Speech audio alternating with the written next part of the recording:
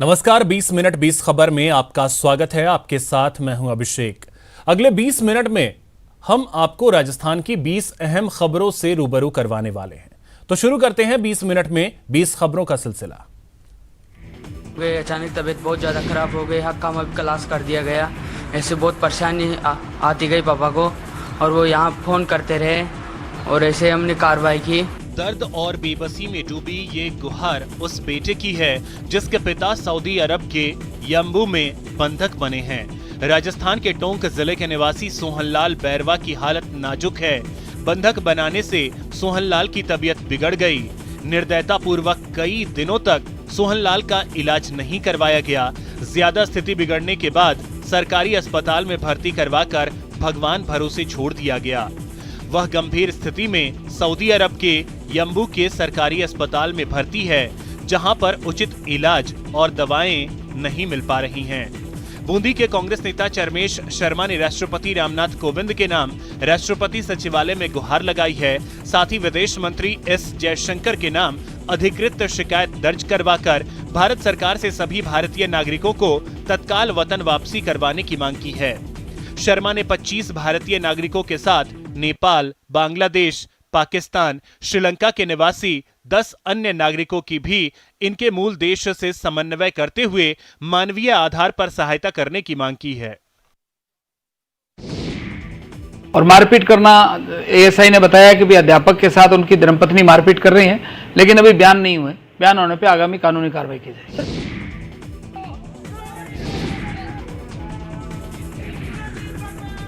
धार्मिक मान्यता है कि जनजाति मीणा समाज की उत्पत्ति भगवान विष्णु के मत्स्यावतार से हुई है।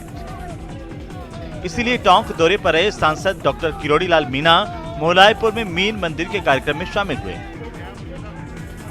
ज्ञानवाणी विवाद पर बोलते हुए किरोड़ीलाल मीणा ने कहा कि भोले का फव्वारा चलेगा तो वहां कोई मस्जिद रहने वाली नहीं है।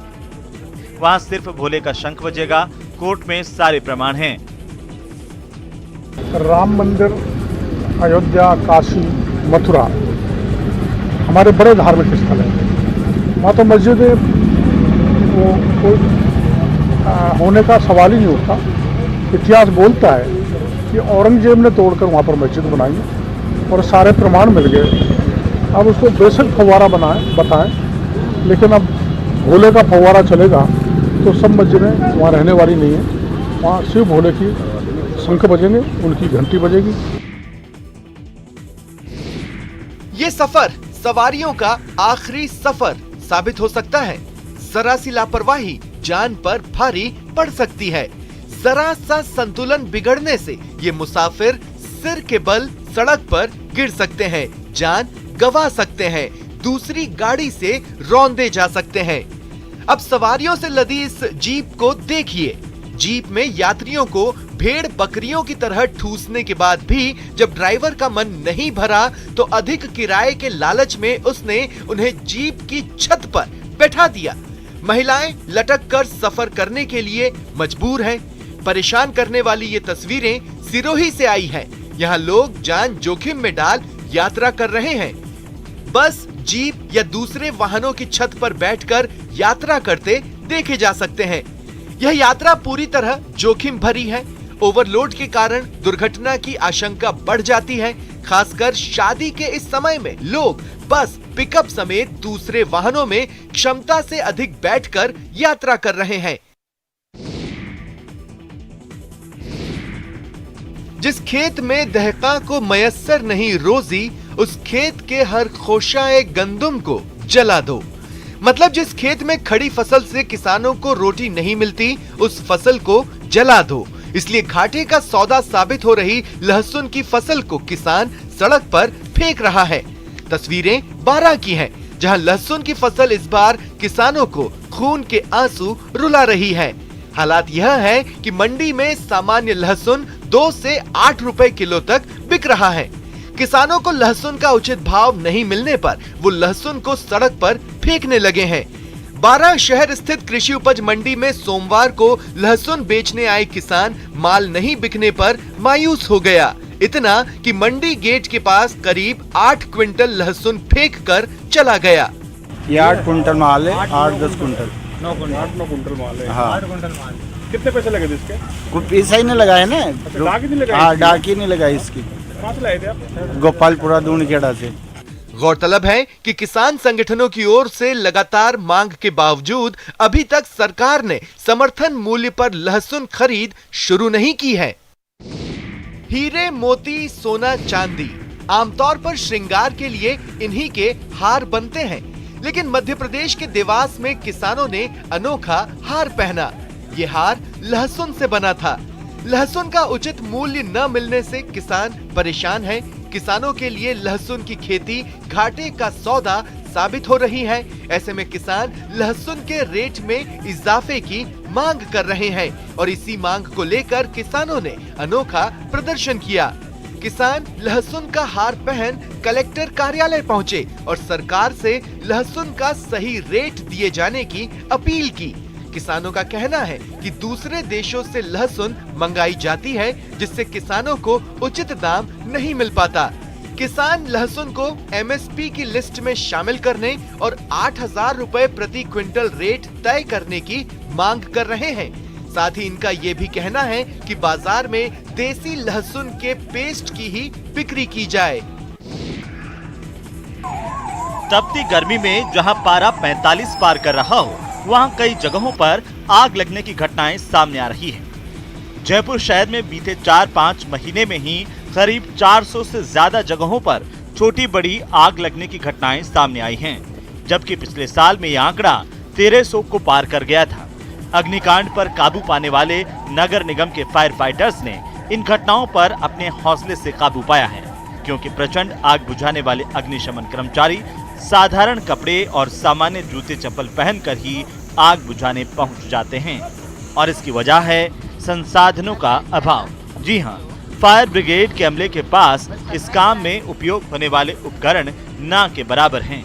आग बुझाने के दौरान फायर फाइटर्स के साथ भी घायल होने तक की घटनाएं सामने आ चुकी हैं। देश के बड़े शहरों में अत्याधुनिक संसाधन मुहैया कराए जा रहे हैं, लेकिन बचाव उपकरण तो दूर, कर्मचारियों के लिए दुर्घटना बीमा तक नहीं है।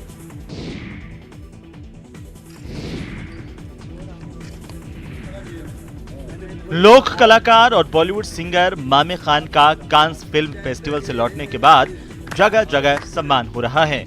जैसलमेर जिला कलेक्टर डॉक्टर प्रतिभा सिंह ने भी सिंगर मामे खान को अपने घर बुलाकर सम्मानित किया। हाँ बिल्कुल, ये तो मेरे लिए तो बहुत ही मतलब एक मेरे पास शब्द नहीं है कि मैं जो कल से ये जो माहौल बनाया, जो जलसा किया, ये जो भव्य स्वागत हमारे पूरे जैसलमेर के हमारे कम्युनिटी ने, हमारे मयंक जी ने, अंजना जी ने, अभी कलेक्टर साहिबान ने, सब ने जो सब प्यार करते हैं। और जैसे मैं वहाँ पर छोटा था सबके लिए, तो यहाँ पर भी मैं इनका छोटा भाई हूँ। लोक कलाकारों ने अपने बच्चों के लिए जिले में एक संगीत स्कूल की मांग की है। जिला कलेक्टर ने इस पर 100% काम करने का आश्वासन दिया। मामे खान ने कहा कि वे अकेले रेड कारपेट पर नहीं चले थे, बल्कि उनको लग रहा था कि पूरा जैसलमेर ही रेड कारपेट पर उनके साथ चल रहा है। उन्होंने इस उपलब्धि के लिए सबकी दुआ और आशीर्वाद का असर बताया। आपको बताते चलें कि मामे खान हाल ही में कांस फिल्म फेस्टिवल में भारतीय हस्तियों के साथ रेड कारपेट पर चले। ऐसा करने वाले वे भारत के पहले लोक कलाकार हैं।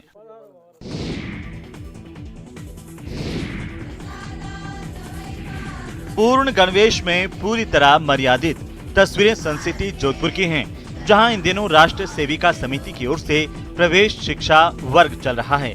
यहां प्रांत भर से आई तरुणियां, गृहिणियां, सेविकाएं पिछले 18 मई से प्रशिक्षण प्राप्त कर रही हैं। महिलाओं की शाखा के रूप में पहचाने जाने वाले इन स्वयं सेविकाओं ने देशभक्ति पूर्ण जीवन और क्षमता विकास से शौर्य समर्पित होने का संकल्प लिया है। मसूरिया पहाड़ी पर राष्ट्रीय सेविका समिति से जुड़े जोधपुर प्रांत की इन महिलाओं ने संपूर्ण गणवेश में शाखा लगाई। शाखा के दौरान विभिन्न शारीरिक कार्यक्रमों का प्रदर्शन किया गया। राष्ट्रीय सेविका समिति की 1936 में स्थापना हुई थी। वंदनीय लक्ष्मीबाई जी केलकर ने इसका बीजारोपण किया था। तब से लेकर यह आज तक अनवरत चल रही है। ग्रीष्मकालीन प्रवेश शिक्षा वर्ग में जो 18 मई से संचालित है, आज विशेष गणवेश शाखा का इस वीर दुर्गा जोधपुर की वीर दुर्गा दास की ऐतिहासिक तपोस्थली पर आयोजन किया गया है। मार्बल नगरी राजसमंद जिले में अवैध खनन, परिवहन और भंडारण को रोकने के लिए जिले के विभिन्न विभागों की ओर से विशेष अभियान चलाया जा रहा है, जिसमें खनन विभाग को लाखों रुपए का राजस्व प्राप्त हो रहा है। इसके लिए जिला कलेक्टर नीलाभ सक्सेना ने 7 दलों का गठन किया है। ये दल अवैध खनन समेत विभिन्न गतिविधियों के खिलाफ कार्रवाई कर रहे हैं। गठित दलों ने अभी तक 31 कार्रवाई की है। इसमें 24 वाहन जब्त किए गए हैं और 20,36,000 रुपए से अधिक की वसूली की गई है। जिला कलेक्टर महोदय ने इस हेतु राजसमंद जिले में 7 दल बनाए हैं। 7 दल कंटिन्यूस चेकिंग करते हैं और अवैध खनन, निर्गमन और भंडारण के खिलाफ जो भी इश्यू पाए जाते हैं उनके विरुद्ध नियमानुसार कार्रवाई करते हैं। खनिज विभाग के अधीक्षण अभियंता ने बताया कि उच्चतम न्यायालय ने राज्य में तत्काल प्रभाव से अवैध खनिज परिवहन पर प्रभावी रोक के लिए पंजीकृत ट्रैक्टर ट्रॉली और ट्रैक्टर पर रोक लगा रखी है। इन कार्रवाइयों में जो प्रकरण बने हैं उनमें खनिज क्वार्ट्ज, बजरी, मैसनरी स्टोन, एम सैंड, इनके रॉयल्टी अपवंचन के मामले पकड़ में आए हैं और नियमानुसार कार्रवाई की गई है। एक समय था जब झुंझुनू जिले के बिसाऊ का मोक्षधाम पूरी तरह कटीली झाड़ियों और बिना किसी चार दीवारी के बंजर से भी बदतर हाल में था। यहाँ आवारा पशु और सुबह लोगों के शौच जाने का स्थान बन गया था। मोक्षधाम की दुर्दशा को देख इसे साफ करने का बीड़ा उठाया सैनी और मीणा समाज के युवाओं ने, जिसके बाद इन युवाओं ने मोक्षधाम के एक छोटे हिस्से को साफ सुथरा कर बगीचे के रूप में डेवलप कर डाला। आज ये मोक्षधाम जो कभी बंजर और कटीली झाड़ियों से भरा था, पूरी तरह एक सुंदर बगीचे का रूप ले चुका है। अब इसमें सुंदर रंग बिरंगे फूल लगे हैं, देसी विदेशी नस्ल की मुलायम घास लगी है, बैठने के लिए चेयर है, यानी वो तमाम सुविधाएं जो किसी का ध्यान खींच ले। अब लोग यहाँ मॉर्निंग वॉक, व्यायाम, योग के लिए आते हैं। बच्चे भी घूमने फिरने, छुट्टियों का आनंद लेने के लिए सुबह शाम पहुँचते हैं। जो पार्क बना हुआ है वो बहुत शानदार है और यहाँ पे हम लोग खुद ही धूप की कटिंग करनी है, पेड़ों की छंगाई करनी है, ये सारा कुछ काम करके बहुत आनंदित होते हैं। हॉस्पिटल में रेलवे स्टेशन की तरह स्पीकर से अनाउंसमेंट। तस्वीरें चित्तौड़गढ़ के श्री सावलिया जी राजकीय जिला चिकित्सालय की है, जिसका मकसद है अस्पताल आने वाले लोगों तक सरकार की चलाई जा रही योजनाओं की जानकारी देना। गांव के भोले भाले लोगों से इलाज के नाम पर वसूली न हो। सुबह 8 से 2 बजे तक हमें ये निर्णय दिया गया है कि यह निःशुल्क है हर चीज। वैसे सरकार लगातार योजनाएं बनाती है, लेकिन योजनाओं का सही क्रियान्वयन तब होता है जब इन योजनाओं की जानकारी आम लोगों तक सही तरीके से पहुंचे। योजनाओं के प्रचार के लिए सरकार प्रयास भी करती है, लेकिन अंतिम व्यक्ति तक जानकारी के अभाव में लाभ नहीं पहुंच पाता। ऐसे में प्रदेश की अशोक गहलोत सरकार की बजट घोषणा के अनुरूप निःशुल्क चिकित्सा व्यवस्था मुहैया कराने के लिए चित्तौड़गढ़ के श्री सावलिया जी राजकीय चिकित्सालय में प्रमुख चिकित्सा अधिकारी डॉक्टर दिनेश वैष्णव ने एक अनोखा नवाचार किया है। भी शुल्क 1 रुपया भी नहीं देने की जरूरत है, सारी चीजें निःशुल्क है और माननीय मुख्यमंत्री महोदय की मंशा के अनुरूप वो जिस ढंग से हम प्रचारित कर रहे हैं ताकि लोगों को, आम जनता को लाभ मिल सके। गुलाबी नगरी में अब आप देर रात तक शॉपिंग का लुत्फ उठा सकते हैं। जयपुर के परकोटे में जयपुर स्मार्ट सिटी और नगर निगम के सहयोग से नाइट मार्केट जल्द शुरू किया जाएगा। शहर के हेरिटेज को देखने आने वाले देसी विदेशी पर्यटकों को यह बाजार खूब लुभाएगा। वीकेंड पर इस बाजार की रंगीन सजावट की जाएगी। यहाँ लगने वाले बाजार में हर प्रकार की चीजें खरीदी जा सकेंगी। सिटी में रात को दुकानें बंद होने के बाद टूरिस्ट चटकारे लेकर देसी व्यंजनों का लुत्फ उठाते देखे जाएंगे। इसे लेकर की गई जयपुर स्मार्ट सिटी की प्लानिंग जल्द ही लागू की जाएगी। स्मार्ट सिटी के इस नाइट बाजार में जयपुर की फेमस आर्ट मसलन ब्लू पॉटरी, लाख की चूड़ी, हैंडीक्राफ्ट, ज्वेलरी, ब्लू पॉटरी जैसी चीजें मिल सकेंगी। इसी के साथ जयपुर के फेमस खाने पीने के जायके भी इस बाजार में अपनी खासियत लिए होंगे।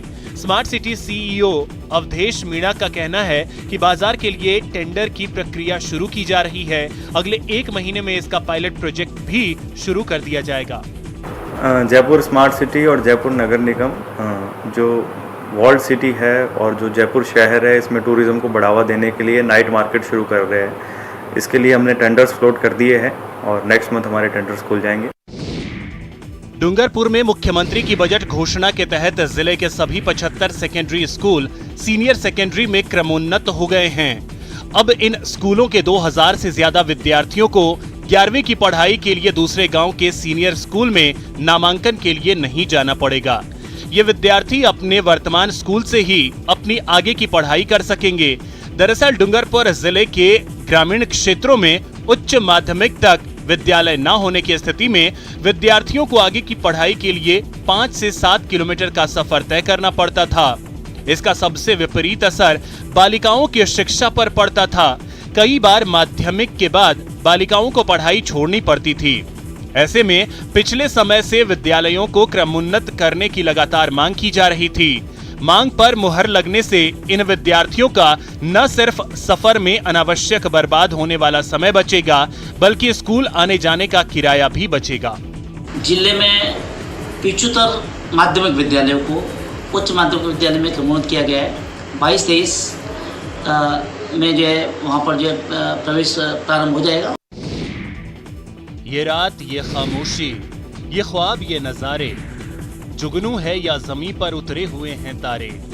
प्रकृति के कैनवास पर यह कुदरत की कलाकारी, खुशगवार मौसम और खूबसूरत वादियों का दीदार। मौसम का मिजाज बदलते ही पर्यटन नगरी माउंट आबू अब पर्यटकों से गुलजार हो चुकी है। हजारों पर्यटक माउंट आबू की खूबसूरत नजारों का लुत्फ उठाने के लिए पहुंच रहे हैं। नक्की झील के साथ बादलों की अटखेलियां भी लोगों को खूब भा रही हैं। राज्यपाल कलराज मिश्र भी गर्मी से राहत और प्रकृति के अनोखे नजारे देखने के लिए माउंट आबू के राजभवन में अपने परिवार के साथ आ चुके हैं। कहाँ से आए हो आप? गुजरात से। कैसा लगा माउंट आबू? अच्छा है, ठंडक है यहाँ पे।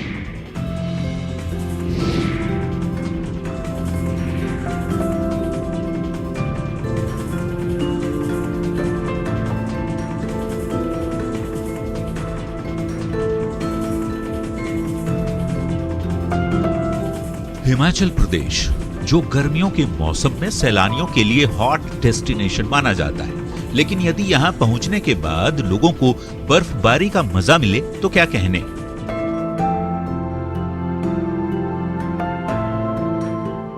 कुछ ऐसी ही तस्वीर दिखी है हिमाचल के कोकसर, लाहौल जैसे इलाकों में, जहां बर्फबारी से चोटियां सफेद चादर में ढक गई हैं।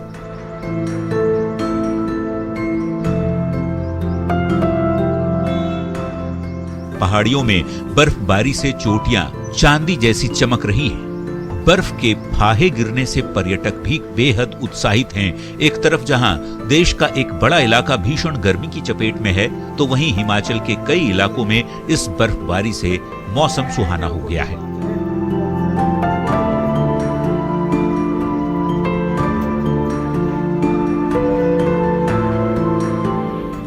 कोकसर की ताजा तस्वीरों में जिधर भी देखेंगे उधर बस बर्फ ही बर्फ नजर आएगा। ऐसा लग रहा है मानो जमीन से लेकर आसमान तक किसी ने बर्फ की सफेद चादर बिछा दी हो। क्या सड़कें, क्या घर, क्या दुकान और क्या मकान, सब कुछ बर्फ से लद गया है।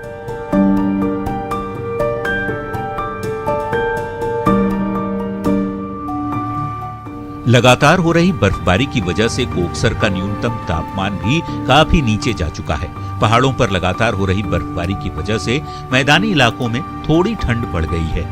Bureau report, news 18। केला, स्वाद और सेहत से भरपूर ऐसा फल जो सभी को भाता है। बच्चे बुजुर्गों से लेकर बॉडी बिल्डर तक सबकी डाइट में होता है केला। फल की दुकानों पर सजे तरह तरह के केले आपने भी देखे होंगे, लेकिन क्या कभी 14 इंच का केला देखा है? अगर नहीं तो ये देखिए, ये आम केले नहीं, इन केलों का साइज देखकर हर कोई हैरान है। और क्यों ना हो, ये केले 14 इंच के हैं। बड़वानी में किसान अरविंद जाट ने अपने खेत में उगाए हैं। कृषि वैज्ञानिकों का कहना है कि उन्होंने भी पहली बार इतना बड़ा केला देखा है।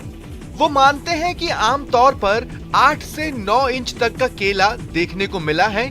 14 इंच का केला होना अपने आप में हैरान करने वाला है। केले को इतना लंबा बनाने के लिए किसान ने हर प्रयास किए। फसल चक्र का भी ध्यान रखा। किसान ने 4 महीने तक खेत में फसल की बुआई नहीं की। खेत में गोबर की खाद डाली और इसके बाद केले की फसल लगाई। किसान की मेहनत काम आई। करीब 6 एकड़ खेत कमाल के केलों से गुलजार है।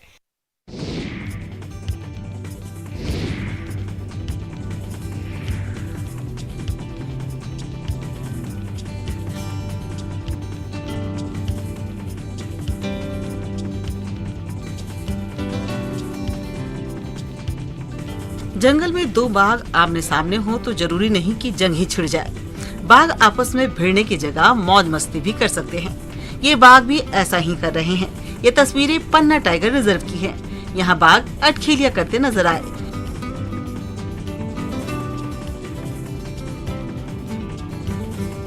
बाघों की मस्ती का ये वीडियो सोशल मीडिया पर वायरल हो रहा है, जिसमें जमीन पर लेटा एक बाघ धूल उड़ा रहा है। ऐसा लग रहा है मानो बाघ खेलने के मूड में है, जबकि दूसरा बाघ पास ही चक्कर लगा रहा है। ये बाघ काफी देर तक अटखेलियां करते रहे। ये वीडियो टाइगर रिजर्व की गहरी घाट का बताया जा रहा है। टाइगर रिजर्व में 2009 में एक भी बाघ नहीं बचा था, लेकिन अब यहाँ बाघों की बहार है।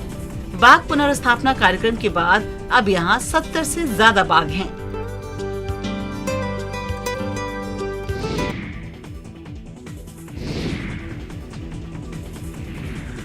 आगरा के खंदौली का रहने वाला 11 साल का देव पाराशर लोगों के लिए मिसाल बन गया है। इस बच्चे की देशभक्ति से लोगों को प्रेरणा लेनी चाहिए। नन्हा सदेव अपने पिता के साथ 4 साल में लगभग 1 लाख किलोमीटर का सफर तय कर 6 से अधिक राज्यों के शहीदों के स्मारकों और घरों पर जाकर श्रद्धांजलि अर्पित कर चुका है। मंगलवार को देव ने बीकानेर पहुंचकर शहीद कैप्टन चंद्र चौधरी की प्रतिमा पर उनके भाई को तिरंगा सुपुर्द कर शहीद को सलाम किया। देव ने 2 जुलाई 2018 को अभियान शुरू किया था।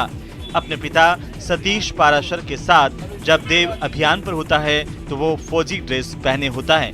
उसके हाथ में तिरंगा होता है और भारत माता की जय और वंदे मातरम के जयकारों के साथ शहीद स्मारकों पर जाकर वो श्रद्धांजलि अर्पित करता है। इस दौरान श्रमदान भी करता है और राष्ट्रीय ध्वज फहराता है। देव 11,000 स्मारकों पर जाकर शहीदों को श्रद्धांजलि देना चाहता है।